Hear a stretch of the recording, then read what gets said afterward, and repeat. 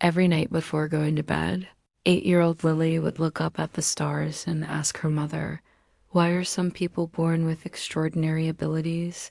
Some can run faster than others.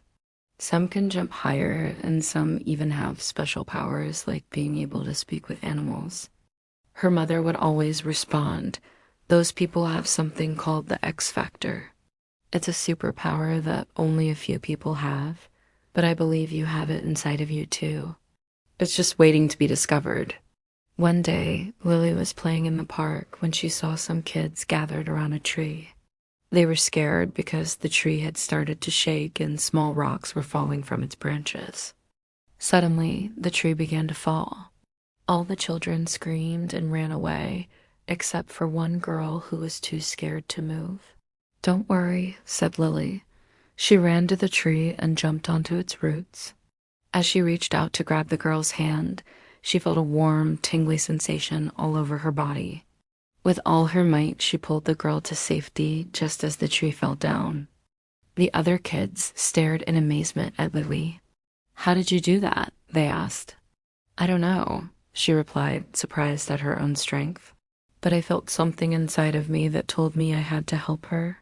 From that day on, whenever Lily felt unsure about herself or her abilities, she remembered the feeling of power and bravery that she had experienced while saving the girl. She realized that she didn't need an X factor to be extraordinary. All she needed was courage.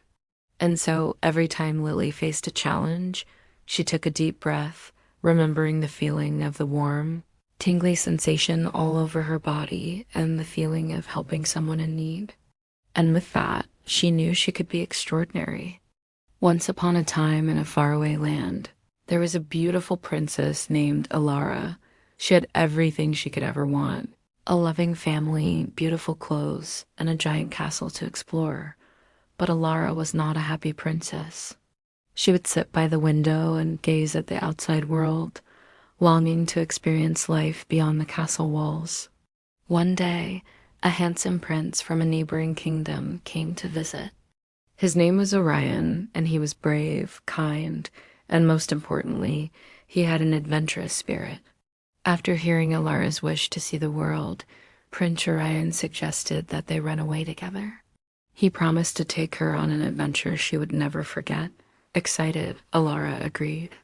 They snuck out of the castle in the middle of the night, leaving behind their old lives.